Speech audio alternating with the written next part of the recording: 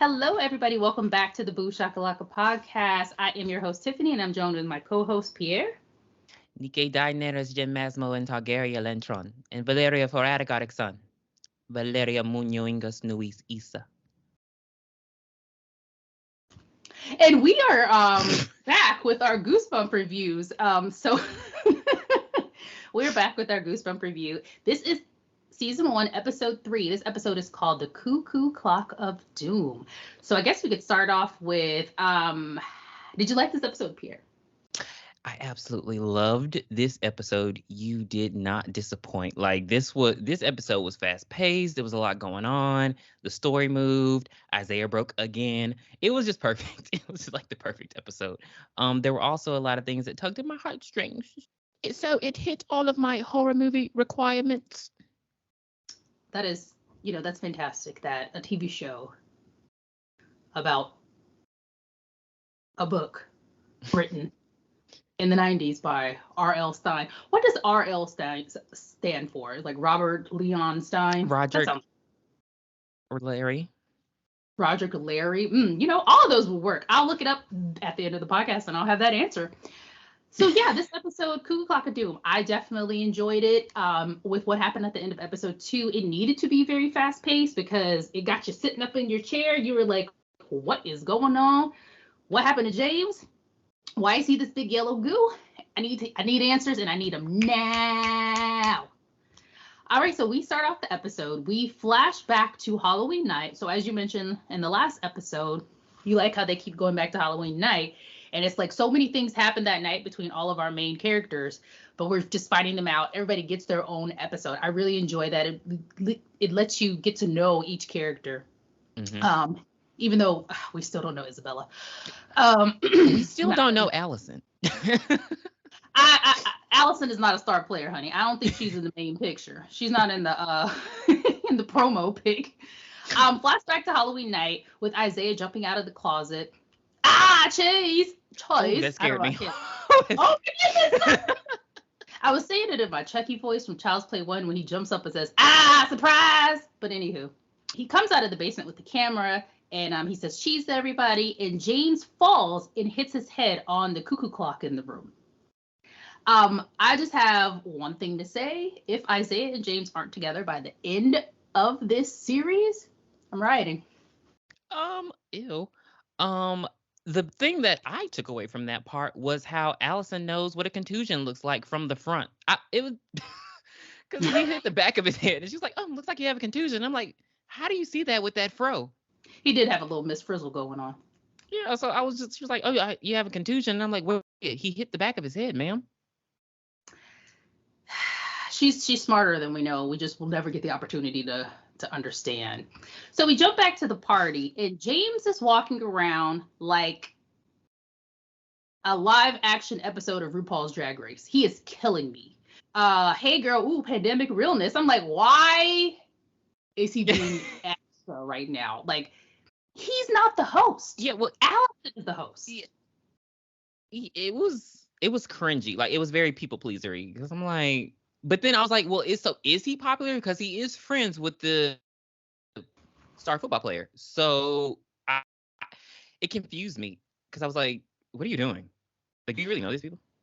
Yeah, but I think it might just be his way of overcompensating because Isaiah is so popular, and he just feels like, he's just tagging along for the ride.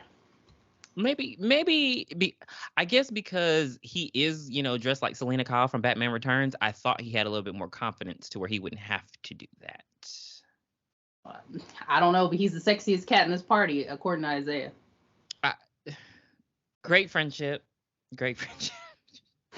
Beautiful gowns. So we see him trying to impress his crush, Sam. And he's just super fake. He can't figure out which football team is his favorite. He's like making up names, and Sam's like, you know what? You're putting on the Ritz. I sounded really that old. Hurt. Not that hurt, because he was like, yeah, I'm gonna go. Like,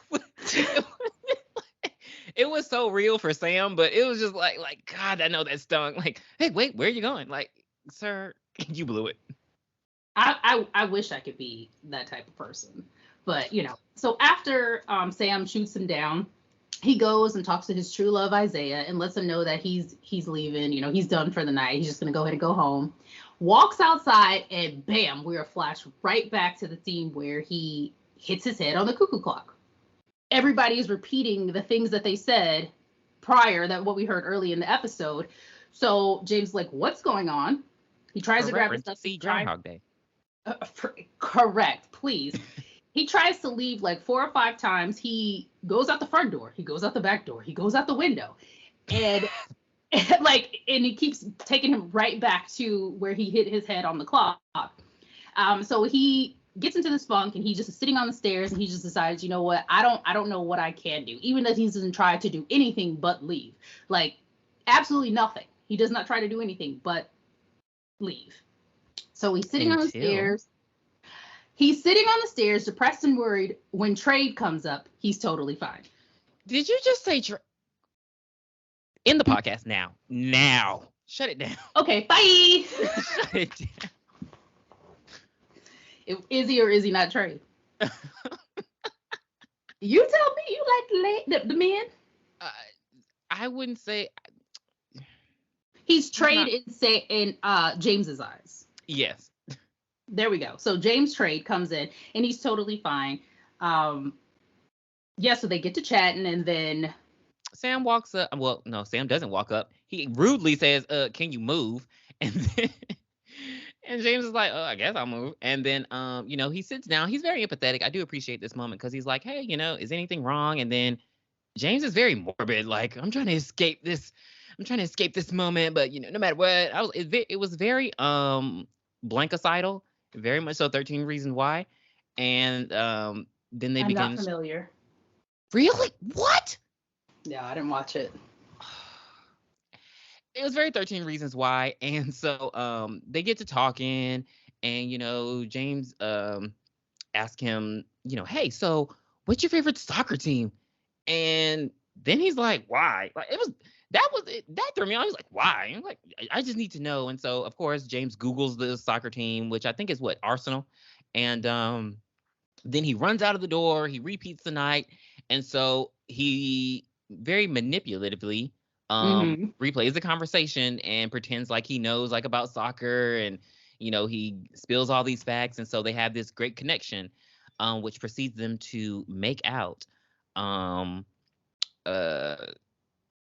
Very gay, very no homo, very pause. They make out, and then he's like, Isaiah, I made out with him. Isaiah's sitting down this whole damn party. Like, for him to be the most popular kid in school, what a loser. Right, he hadn't broken his arm yet. Yeah, so he was just sitting down the whole time. And I was like, okay, Isaiah. So, he bigs him up. Isaiah's he's a great ally. LGBTQI. And so James has a stroke of genius because Sam's like, let's get out of here because I just met you this night, and so we're gonna have sex. Very gay stereotype. So he goes and he turns the clock off, and so when he turns the clock off, he's able to leave the threshold of the house finally, and we're just left to assume that they go and they have hot, wild kitty sex.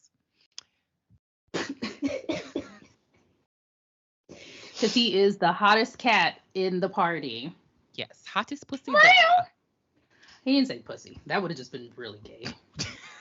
That would have been too gay. Kitty might have been. Kitty is borderline, so they just had to leave it at cat. They had to leave it at an adult cat. Yes. So the next morning after his fling, he's home and in the best mood, and he gets a message from Sam. Sam wants to link up again, and he's like, yeah, I got it going on. And he goes to make some Pop-Tarts. He actually steals the whole Pop-Tart stash, which I was like, how many friends do you have? He said he got to take it to his boys. I don't know. The only friend we know about is Isaiah. So I guess how many Pop-Tarts come in a pack? 8? So I guess they each were going to eat 4. Okay. They're high school kids, so they need to eat. He wanted to get Isaiah some breakfast before the game that night. That's what it was. Correct. So looking out for his boy, homies for life. He closes the refrigerator door. I don't know what he was going to the fridge for, but he closed the refrigerator door. He was drinking some milk or something. Remember, he was drinking out of the carton. Gross. That's what his duplicate said. People do that. That's. And then boom, he closed the door and he sees himself. a clone of himself. And he's like, this is not how it's supposed to work, It's not how how did time this travel works. correct? This is not how it's supposed to work. How are you here? And then he sees there's like 8 clones. I think there's around 8 total clones. I should have counted how many times he tried to leave out of the house. Yeah. And they take him to Jigsaw's warehouse and they throw him into a pit because they're about to wreak havoc on, what do they live? Portsmouth? No, Fort Washington. I thought we agreed it was Washington State. It's where Twilight was filmed. That's all you guys need to know. It's where Twilight was okay. Yeah. So he goes back to Twilight High, and he starts just wrecking his relationships. Life. Yes, he goes to Allison and insinuates that Margot and James. I'm sorry. He goes to Allison and insinuates that Margot and Isaiah are hooking up, and then he stirs up drama with Sam. He asks Sam to meet him somewhere, and then doesn't show up. And Sam's like, you could have been a little courteous to let me know you weren't going to be there. And he's like, why you all up on me, man? What you want? Communication is key. I don't know. He's just showing his ass. He's acting like Isabella was acting when she had the mask on. Just real cunty. Real. I can't be bothered with anything or anybody else. I rule. You drool. Yeah. Side note, that was Allison's 4 seconds of screen time this episode. Why they doing my girl like this? Like, I don't know what negotiations are going on. Maybe she has another show coming out with, but baby, when I tell you she is only in the episode for 4 seconds total. No, she got the contusion part. She got the contusion and she got that. So, okay, we'll give her 6 seconds. Oh, poor baby. Allison, we love you, girl. So then after he is wrecking shop at Allison's and with Sam, we skip back to the end of episode 2 where he and Isabella are playing pool. Isabella cracks the pool cue. He kersplats and she screams again. So we get to see that lovely scene again. And the parents come in really fast. Mind you, they were outside on the patio drinking wine. And had Nora left by this time? I'm guessing Nora had just walked away. I think she walked away after they, threatened to take her son away. So I would have too. She might have went in the kitchen and got a knife or something. I don't know because she wasn't fucking Black Mamba. Yeah. I was gonna say that. I should have let you say it. I was gonna say that. We're gonna meet at the ballpark, dressed in all black. We're gonna have ourselves a knife fight. She should have got an Oscar for that. I don't know what the hell is wrong with the Oscar committee. Vivica Oscar, please. So the parents run in and they're like, Isabella, what's wrong with you? Ew, why is it so nasty in here? What are you doing? And then Isabella explains that James exploded. And James like, what? I'm right here. So he pops up out of nowhere and he tries to dismiss it all as a slime prank gone wrong. And Isabella's like, okay, pulls up the pool stick, is like, I'm gonna bust your ass. You get any closer to me. And her mom is like, we gotta get out of here. And she's very apologetic to Eliza, who is James's mom. And They're like drunk. both characters are very apologetic to her. So I'm thinking she might have been the ringleader to do whatever happened to have that Biddle died. Like, yeah. I feel like she might have been the reason behind everything. Mm-hmm. And then for some reason, they're still scared of her. That makes sense. Yeah, but I was just like, okay, she definitely had something going on back in the day. And then Double James starts stalking Isabella back at home. The weirdest scene. Now, say that's when the goosebumps come in, because it was like, why are you here? He just like, shh, and then he disappears. I'm like, what's happening? Right. Do you want to kill her? You do know that she can hit you with like a toothpick and you'd probably explode. Like, I mean, she hit that pool cue hard, but she didn't, it wasn't like she pitched a baseball or something into the top of his head. Correct. They're probably very fragile. With it being a tennis ball or something. But I mean, the next time she hits him, she wasn't playing.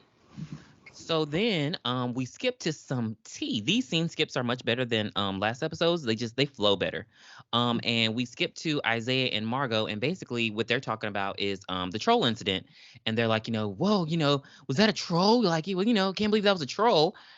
Then, things get a little intimate. And this is the first sign that they have something going on. The whole time I just thought like childhood friends, like flash forward, like those two childhood friends live next door to each other. They have their own secret language. I didn't get sexual tension until this episode, where he's all like putting his arm around her and about to lean over from a kiss until they're interrupted by his fine ass daddy, talking about what's going on, and What? and so they get caught and they try to play it off and like, how you doing? How you doing, Mr. Isaiah's dad? And he's like, it's going.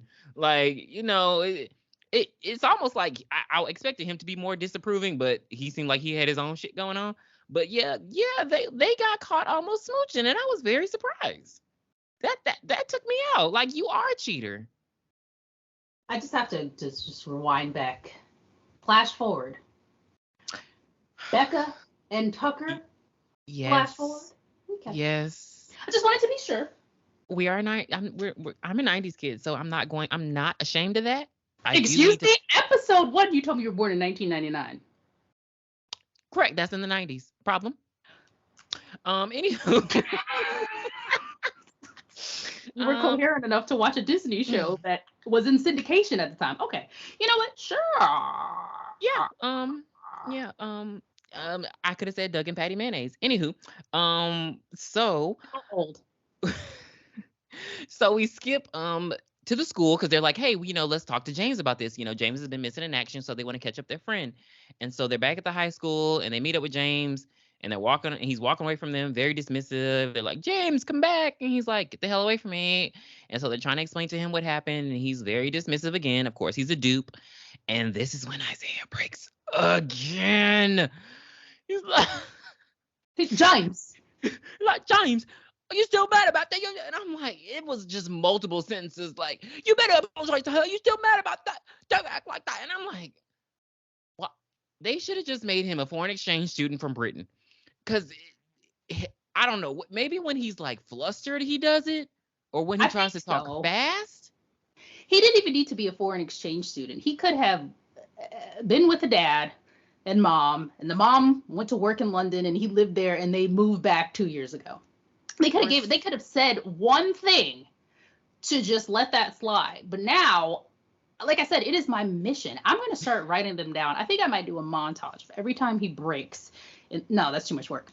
Anyway, so Isaiah and Margot are talking to James, and James is just being a total asshole. He is like letting them have it. Like I said, the dupes are reading like The Mask.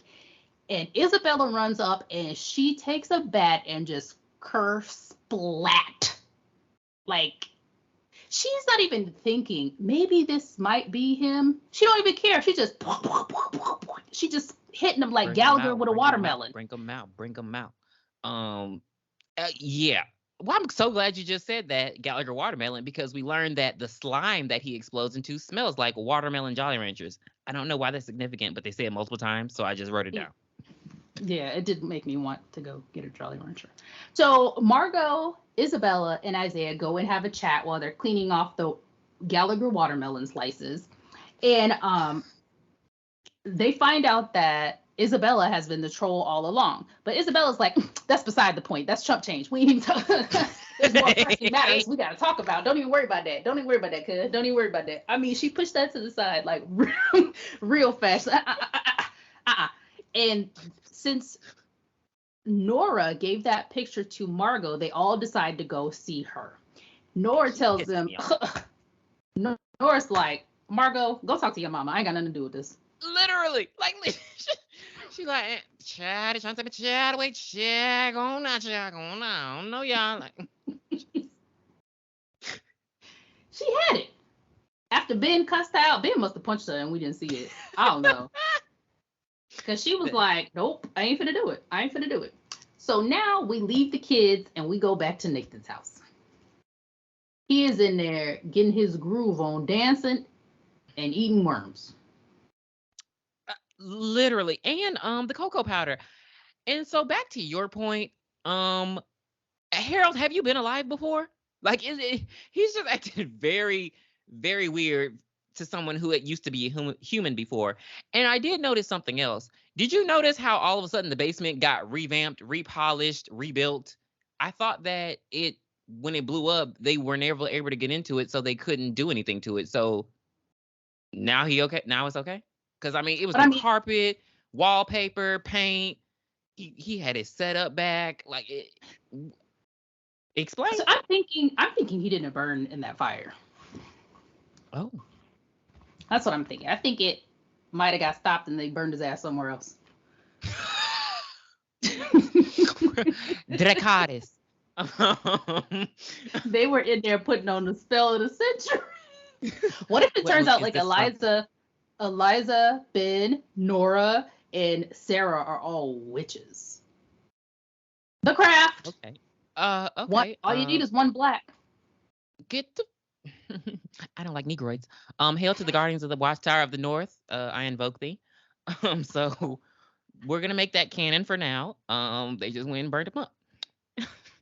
I'm gonna write that down. So he's eating worms, and then we see that he has possession of the camera and he has possession of the mask again. And then here comes Colin showing up at the house to talk to him to see if he's all right because the kids had the party at his house. I'm like, you couldn't talk to him at work? You sure? Yeah, what a weird check-in. It was very awkward. Like every scene with him is awkward because he's like, hey, you want something to drink? And then he offers him like he has chocolate milk in his hand and he offers him a water. A side discussion. Are adults too old to drink chocolate milk? No. Okay. That's all I wanted to know. So chocolate milk is a very good recovery drink after a hard lifting workout. Really? Yes. I will never know because I don't drink it. There we have it. And then we get a little bit of exposition because I don't know. All of a sudden he starts opening up to him and he's like, yeah, me and my wife Sarah. Sarah is obviously significant to Harold. He's like, hey, so y'all having trouble? He's like, we're separated. I'm like, y'all know each other like that? You don't know this man. And this is your daughter's teacher. Like, sir, but okay, whatever floats his boat. Basically, he just comes over to say, hey, we want to know if you're going to press charges on the kids. He's like, I ain't pressing charges on them damn kids. I was doing something at this party myself. And he's like, you know what? I feel you. Because one thing about them high school students, I keep getting older. They stay the same age. So, yeah. Thank you, Matthew McConaughey. All right. I'm gonna leave that there. I'm gonna look in that. I'm gonna close that. We're gonna skip back to James, who is trying to escape from the Jigsaw warehouse. He does not. He's climbing up this ladder and he falls from I swear 30 feet on his back into asphalt. He should have been dead. Now, this is another part that I liked about the episode, though. It was very realistic, like the fact that he's been there like a week. There's water at the bottom of the Jigsaw tunnel, so it's like he's having to drink the muddy water. Like that's realistic stuff. Like in that situation, like I have to survive. What am I gonna do? I'm gonna have to drink this shitty ass water. So I just thought that just kind of heightened it for me, the experience, because I was like, damn, this is like real stakes. Like he's dying down here. Was the episode really dark to you? It was. Okay. Because there was something he sees. James sees something, and then the music swells and it goes to commercial. But I was like, what did you see? Was it a rat? Yeah. What did he see? I don't know. So I'm. Ready. Yeah. So we catch back up to the gang, and they're at James's house stalking him. And so Isabella wants to go and wham him up some more because it's about to be a what? Girl fight. But they're like, no, let's follow him. And so they follow him in his, what kind of car is that? A Jeep. Is that a Hemi? Balls to the wall.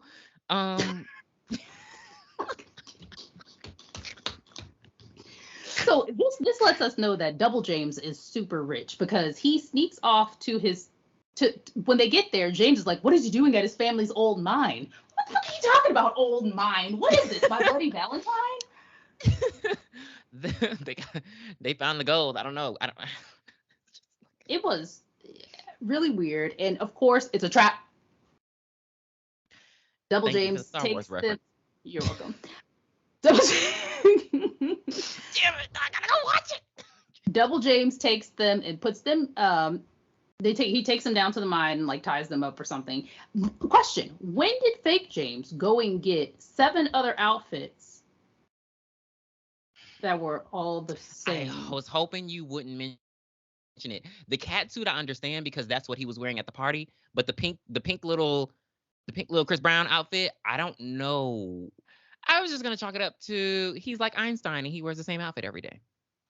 Yes, giving us a little bit of Steve Jobs. Oh, rest in peace. Yeah. Mm-hmm. Okay, so after he tells them that none of them are the real James, he ends up throwing the Scooby Gang in a pit. Okay. And Isaiah sees another James down there, and he immediately hits him in the head with a rock to see if it's the real James. And by golly, it's the real James. Then they get into a very that hit could have killed him. That was a big rock. Mm-hmm. But I mean, yeah. And we learn you gotta hit him in the head, and then they start spilling their feelings to each other. James feels like so beautiful. Tell me how beautiful it was to you. It was so beautiful. Wow, why did I say all that? It was so beautiful because there was just a lot of like, you know, bromance emotions going on. And so, you know, James is like, how did you not know it was me? How'd you not know it was me? Mind you, this trope is in multiple television shows. But he's like, how did you not know it was me? And so that's when Isaiah finally lets him know, like, it's hard because you never are yourself, you know? You're a people pleaser. You're a fake. You put on for other people. And so that's when James is like, bro, you don't understand. I'm one of like 6 gay kids in this town, you know? You're popular. You've been popular since the 1st grade. And so I related to that because I get, you know, they're teenagers and you don't want to be different from your peers. So I understood where James was coming from, but I also understood where Isaiah was coming from. Like, I understood both sides. I don't know. I was always myself.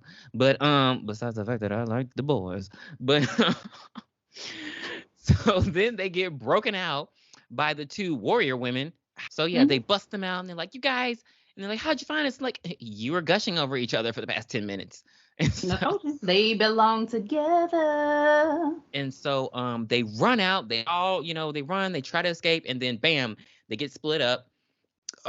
Margot and Isabella are hid behind a door, and then it's James and Isaiah against all the dupes.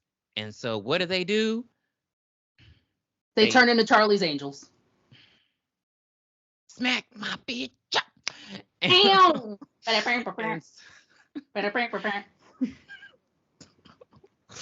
then they end up stomping out the dupes like Chris in Get Out. I love that moment. I love that type of scene. Smash them, kick them, heel to teeth, knock them out. Yes. And they make up, and it's all great and grand. And guess where they go next? Nora's Breakfast Boutique. The most disgusting part of the episode, because the way James was eating those pancakes, I understand he hadn't eaten in a long time, but don't piss me off.